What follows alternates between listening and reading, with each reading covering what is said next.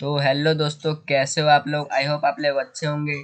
तो आज मैं आपको इस वीडियो में बताने वाला हूं कि जो हम अपने पीएफ अकाउंट में बैंक अकाउंट लिंक करते हैं तो हमारे सामने कुछ ऐसा एरर जो है वो आ जाता है।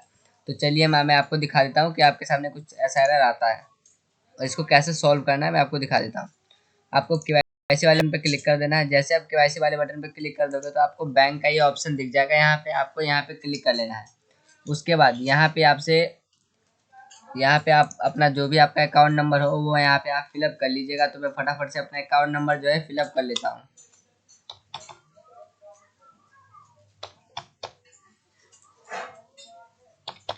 जैसे कि आप देख सकते हैं मैंने अकाउंट नंबर फिलअप कर लिया। उसके बाद यहाँ पे आपको दोबारा से अपना अकाउंट नंबर जो है फिलअप कर लेना है।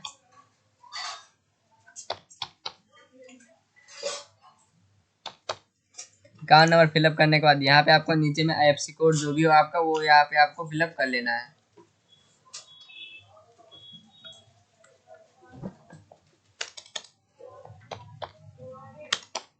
अकाउंट जैसे आप यहाँ पे अपना आईएफएससी कोड डाल लेंगे उसके बाद यहाँ पे आपको वेरीफाई आईएफएससी कोड पे क्लिक कर देना है।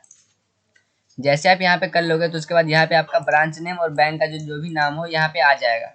उसके बाद यहाँ पे आपको नीचे की तरफ आना है और यहाँ पे टिक लगा के सेव वाले बटन पे जैसे आप यहाँ पे क्लिक करते हो तो आपके सामने है कुछ ऐसा जो एरर है खुल के आ जा रहा है। जैसा कि मैं आपको दिखा देता हूँ।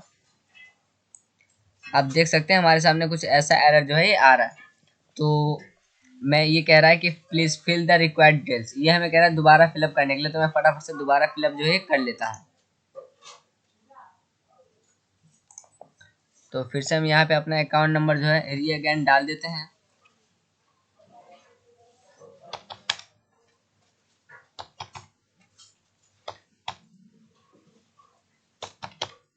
जैसे कि आप देख सकते हैं मैंने अपना अकाउंट नंबर डाल लिया। उसके बाद दोबारा आपको वेरीफाई एफसी पे क्लिक करना है।